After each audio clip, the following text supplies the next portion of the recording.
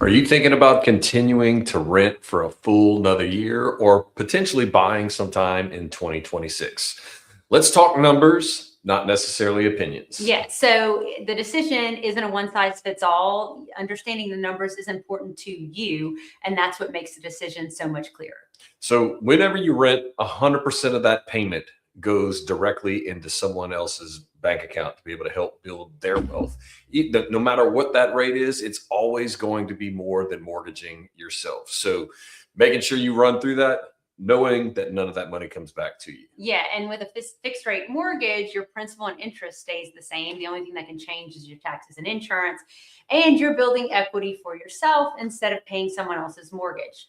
So, regardless, when you're waiting on the rates, just know that you're missing out on an equity position the longer you end up waiting. Every year ends up costing you thousands of dollars. Yeah, and you're missing out on equity and appreciation over time as well when compared to renting, because when you rent, you don't get that money back. So while renting does offer you a little bit of flexibility, owning offers you the stability and long-term wealth. It's basically like a forced savings account for you and your family. Yeah, so the right move depends on your numbers and your situation, and it is unlike anyone else's. So be careful with when listening to other people's opinions on the subject. So look, at the end of the day, a lot of the times I get folks asking, when is the right time to buy? I'm in the middle of renting. I can't really figure out. I want to wait for the race to drop. You know, the best time to buy is when you are ready. You're never going to be able to time the market at the very bottom or at the very top on the spot over to sell.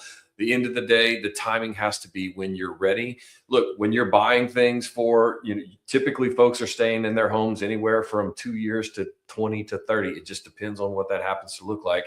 And if you want advice on what that happens to look like, the best possible way is to get advice from a professional. We are here to help. So if you need any help on the finance side, make sure you give Tracy a call at 337-257-9146. We will see you next week to bust another myth.